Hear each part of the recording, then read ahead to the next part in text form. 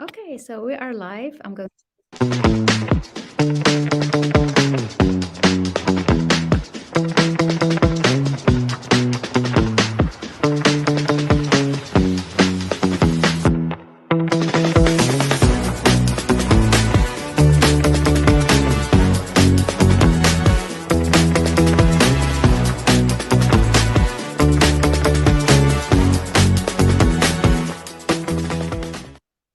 All right, so we are live and welcome to episode 444 of the Women's Empowerment Series. It's such an honor to have with me an amazing guest from Switzerland, Josefine Wanner. And we are absolutely so excited to have a beautiful conversation that everyone is waiting for. So, welcome, Josephine. I would like Th- to let you say a bit about you, please. Yeah. Yeah, thank you so much, Dr. Hynd. I'm so happy to be here, and I feel really honored to be here with you and to talk about what's really important to both of us. And so my name is Josefine Wanner. I live in Switzerland, but I'm originally from Sweden. So that is why when I speak German or when I speak Swedish or not when I speak Swedish, that's my native language, but when I It's speak native, English, yeah. yeah, that I have an accent.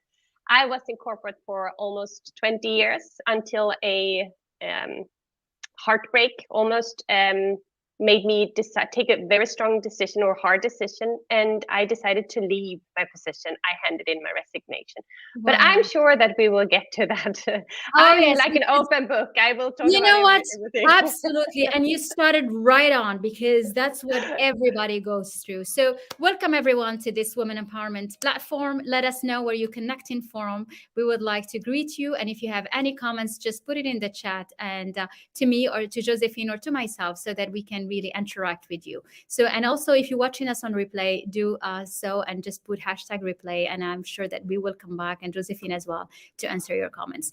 So, this is fascinating because, yes, everyone mainly when you have a 20 years experience in corporates, and I congratulate you for that because that shows a lot of your authority and authority as a high level executive, as a female leader as well. And so what is the challenges? I mean, a lot of people face challenges. Some of them know how to handle them, some of them get swamped by them. So what is the trigger that made you feel more empowered through your executive career? Well, that was actually one of the things that finally made me take the decision that I don't want to do this any longer. Because I didn't feel as empowered as I needed to be in the role that I was in. I was a senior executive in one of Switzerland's largest banks, and and had been there for 10 years. So I had kind of moved internally 5 times, and I've held different executive roles. And it's a very big organization, and that also makes it very slow, very slow sometimes. And Yes. there were certain things that I felt that in my role that I needed to take decisions. And empowerment is so important that when someone sets up an organization or the corporate culture or whatever it might be, make sure that your employees are empowered to take and make the decisions that they want and need to make. I was the Mhm. um, subject matter expert in that area where I was in, but I Okay. still wasn't empowered to take the decisions that I needed to take to move things forward.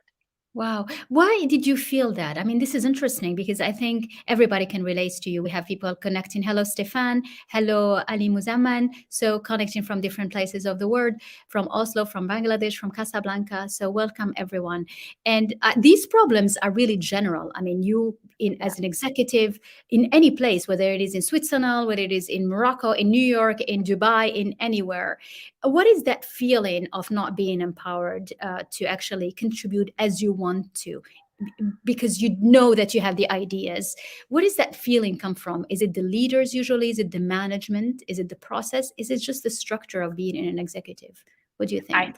I think it's actually a combination of everything. And also when organizations grow, when organizations are built and they are developed, if an organization is built around a person, because that can happen too, that you start creating a team or an organization department or whatever it might be around a person, not so much about the function, but around the person. You also create kind of like garden thinking of that person. That person doesn't want to let others in, and it might kind of like hold that off. And it's the same thing when it comes about controls. I was in a control function, I was in risk management, and when it comes to control and information, that is, if people don't share information, if they don't let you have control, you or take decisions or kind of conduct certain controls, you are like, how do you say, like handcuffed. You can't do certain things, right? Even though you would like to do them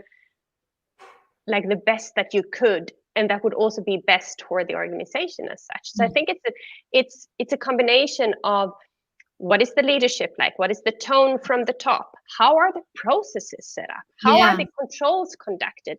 And is just to do something because we've done something is not the right way, or just to create a control function so that you can keep the power within a certain area.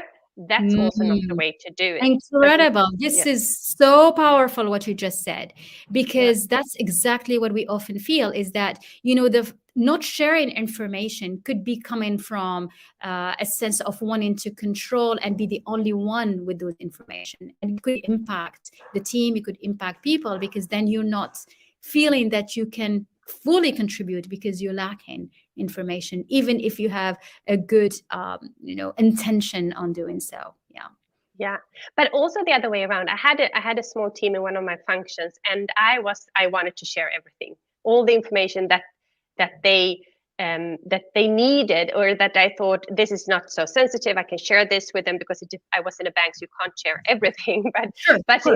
But when I got certain information, it could be project management information or whatever it might be, I shared it with my team. And there was one guy, and he was like, it kind of stressed him because he didn't know what to do with this information. So what do you expect? So when you share information in your role as a leader, also make sure that this is kind of like what the intention is. For me, it was the intention just so that they felt that they were involved, and I didn't expect. Exactly. And they belong to the team. Exactly. I didn't expect them to take any action on it or anything, but it was just to share, to make sure that they had all the information they needed if they would have to, make a decision when I wasn't in the room or whatever, right? This is very interesting, Josefine, because when you do that and somebody reacts that you get all the information, you don't know what to do with it. Isn't it because he's programmed with the old way of being where no information is shared? So as soon as you give him information, it's like, I'm lost. I don't know what to do with it. So it brings more stress. So it means like there is a real change that needs to be done in the deepest way of feeling belonging to an organization, which means even if you come in and you want to shift it and change it, you might have its other reactions. People will be too scared. Oh, she's too open. She's too nice. She's too sharing. How would you handle that? Yeah, it's true. Exactly. And I think independently of what you do, that's something that I've started. If it's in a newsletter, or if it's in a post, or if it's like when I do a sales talk or whatever it might be, always say why you're doing something. Because if you don't, they will make up their own mind on what it is, why you're doing something, and then it's better that you've actually put it out there. So if I would have told him or told the team when I shared that information, this is just for your information, I just want to share with you guys, you don't need to take any action on this now, but this is kind of connected to this project that we're working on, or whatever it might be, right? So to say why are you doing something, why are you sharing something, to make it very clear, or why do you have certain controls, or why are certain people not allowed to take certain decisions? If you're not able to explain that why, then probably you need to go over and look at it again. Which means the communication is key, really. I mean, you have to communicate and communicate openly. If you are ready to be open about sharing, then be ready to be open about communicating about everything. I love that. That's very good. Yeah, definitely. And it's actually even better to communicate and say, we don't know anything, but by Friday or Sunday or Thursday or whatever next week, we will have some answers. To do that also very proactively when you do your communication, even when you don't know anything. And you give them a frame, so not too much stress. Otherwise, people feel stressed. If there is no frame, then you get stressed, and that applies to everything. So obviously, you had such a beautiful and high level position as an executive. What made you decide to become an entrepreneur? Because that's the toughest thing. It's like everyone has a dream. It's like, oh my God, if I was the entrepreneur, if I was the owner, if I was the CEO, I would have done things. But you really did it. And well done to you, Josephine. Well, How did thank you, you? and likewise. Well, I actually never wanted to be an entrepreneur because my dad had been an entrepreneur all his life. I had only seen the struggles that he had been doing, and I hadn't seen, the freedom, or that he got to choose who he worked with, or that he got to decide every day what he wanted to do. I only saw the struggles. And so it was never on my plan to do anything about it. But then as my career kind of progressed and I became 40 plus something, I started realizing that this wasn't really what I wanted in the first place. I was just following what my mother in particular, what she thought would be good for me. So I had started a career, and then you get a little bit flattered because I got into these positions, and I got into the different leadership roles, etc. And so I stayed there, but there was something that wasn't really, feeling right. So I started talking to friends of mine. We started to brainstorm about businesses. We did these, classical SWOT analysis, which I would never advise anyone to do because they only get you stuck. I agree. That's so true. Yes, too much details, too many numbers, and those things, they just drive you crazy because the brain is too smart. It will collect everything to confuse you more. Yeah, exactly. I agree. And you just keep you did stuck. A SWOT analysis, whether you stay or leave?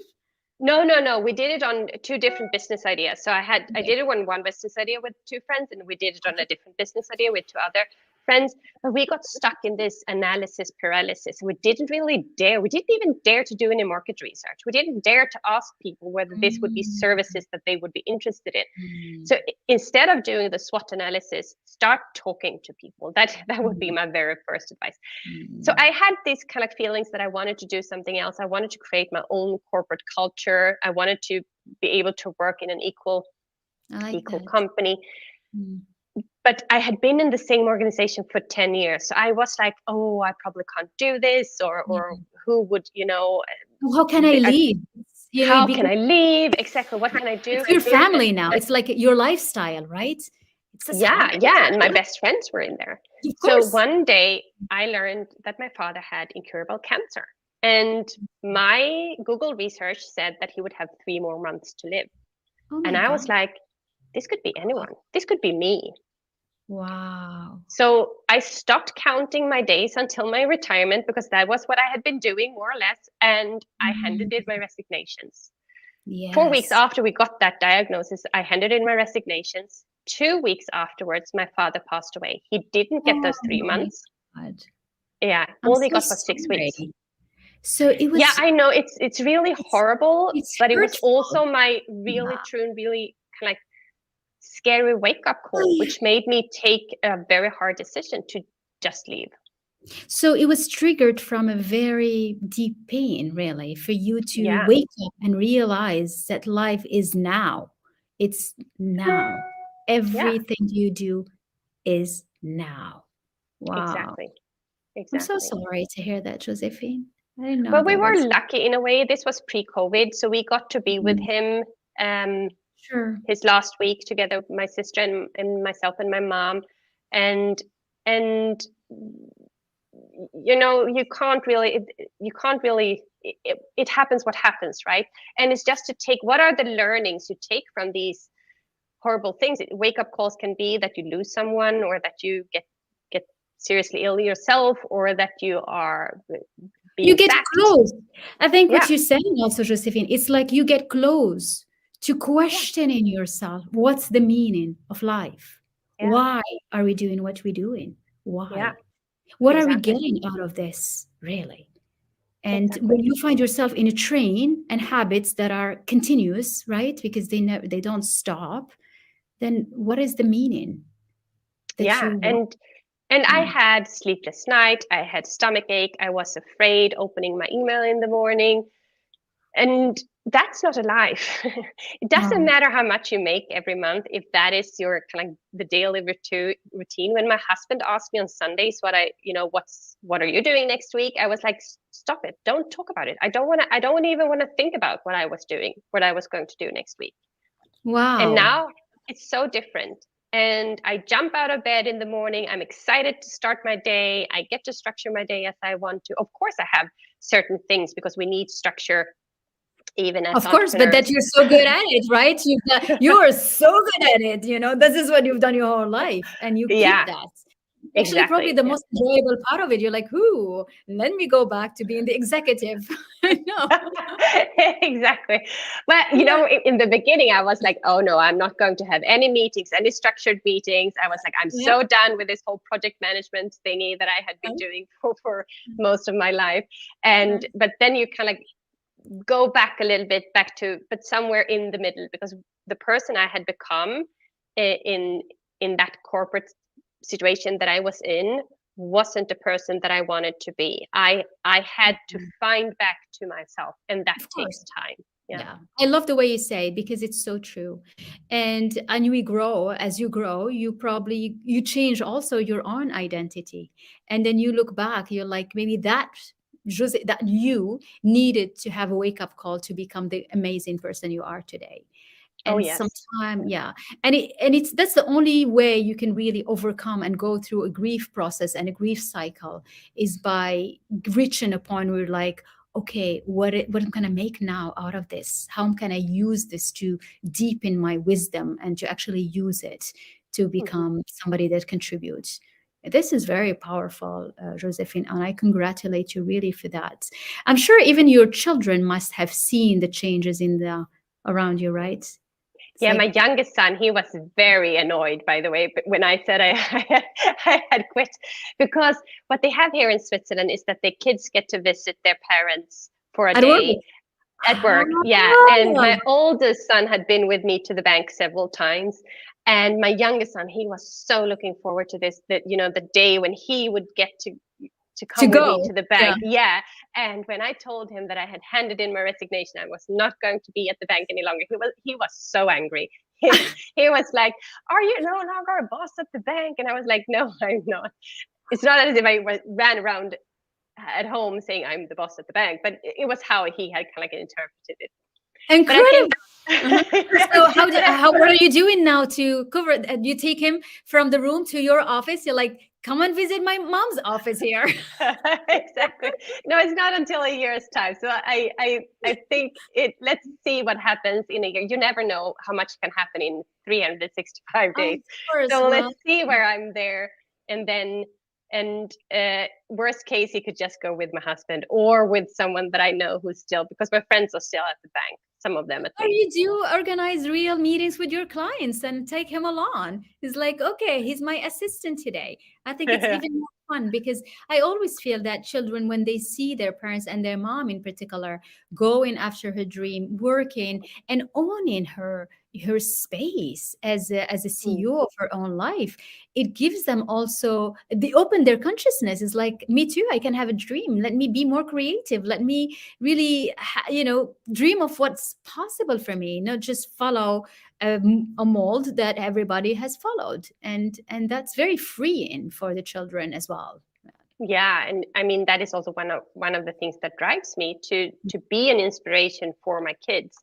Mm. And my oldest, he's 16 now. He has kind of started the next level of his education, and that is also to keep it as open as possible, and not that they have to choose when they are 16 or 15 or whatever it might be, and definitely not that mom or dad says you have to. Because what my I don't know if they ever said that, my parents, but kind of the feeling that they gave with me was, you have to be able to pay your bills. You have to be able to pay your bills. Yeah. It was never about ha- finding a purpose with what you were doing or having joy in what you're doing. It's just, go to work at, 8 to 5 or whatever it might be, and then pay your bills. That was Mm. it. That was kind of what was the goal. Yeah, but that's the old paradigm around money, that Mhm, money is mhm. just there for you to strive and to work so hard so you can really make enough to just cover your bills and cover that. And it gives us really a sense of, a scarcity around and difficulties around making it. But Mhm. obviously, you write in your story differently. So today, as an entrepreneur, how are you, what are you, share about how did you launch your a company and how what are you doing as an entrepreneur?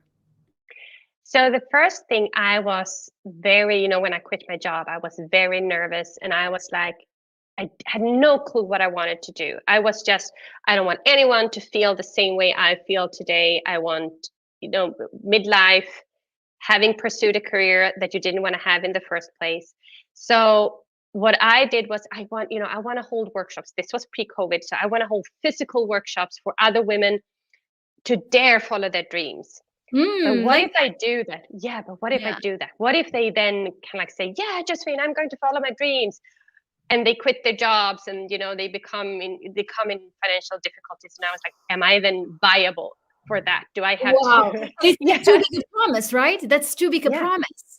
And it could be exactly. scary because you feel like, oh my God, I'm taking responsibilities of all these women who are following me because I said. But before we reach that, how much time did you take to actually pause after resigning and say, okay, I'm ready now. Let's go. A year. A I, t- year. I so I found myself. I took a year to kind of find myself, but I was Mm. still in this corporate thinking. So Mind. I still You were applied looking for for another jobs. job. Oh, Yeah, I really? was looking for another job. I applied Wow. to jobs, Mhm. but I applied for them, like the old way, like Yeah. sending in applications.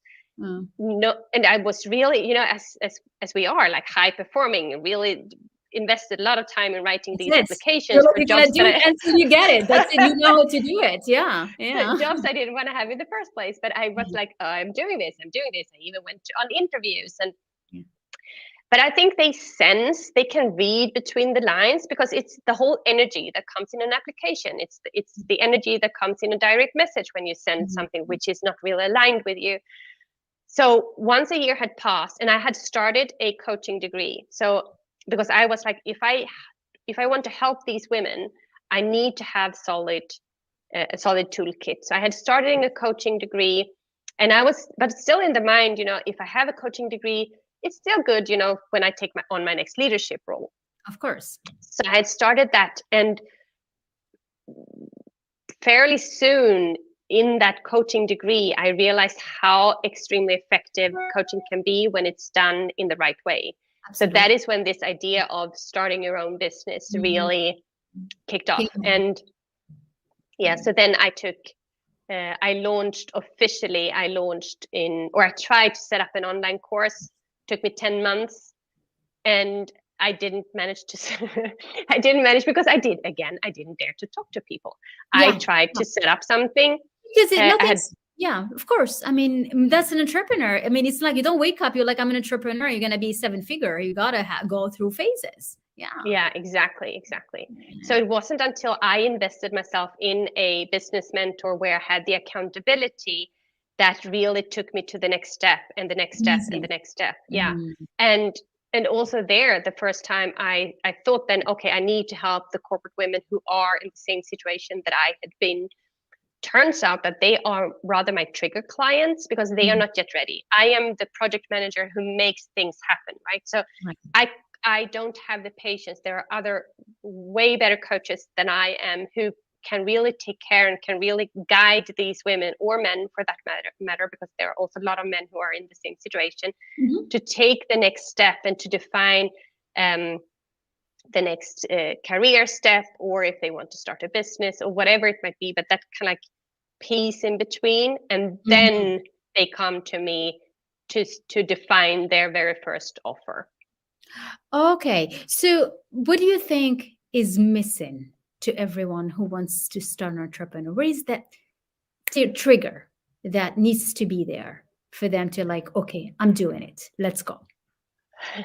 I think, you said it before, it's like the fear or the pain. You said the pain was so Pain. big, and I think Mm. the pain that we are experiencing in our current situation has to be bigger than the fear of the unknown. Okay. So when Yeah. so when Very. something yeah so when something so when I quit, I was like, I just have to get out of here. I just need to get out of here. My Mm. fear of having regrets Of of missing out from being with exactly your father. Yeah. was bigger than if I would have stayed in. Yeah. So that is, I think that is the trigger. Yeah, which is really good because I think that is a good way to really come to the last question that we wanted to discuss together is that, at the end, your decision to go on and be an entrepreneur, go on and follow your dream, go on and launch a project or launch an initiative is not logical. It comes from an emotions. It's Yeah, all emotional. It's like yeah, you can find all the logic you want. You can do the swap analysis of whatever you want. That's not what's gonna really push you, isn't it? yeah, Never. exactly, exactly. Mm. And I also, when I moved from my trigger clients, from these corporate women into serving entrepreneurs or other coaches, I showed up differently because Yeah. I had found the people that I want to work with. And that Excellent. is when you step into that, the people you really, really want to help, the people you really want to work with, you show up differently. Of course. And that also creates a different confidence level, right? So it and as you said, there are different steps you need to go through.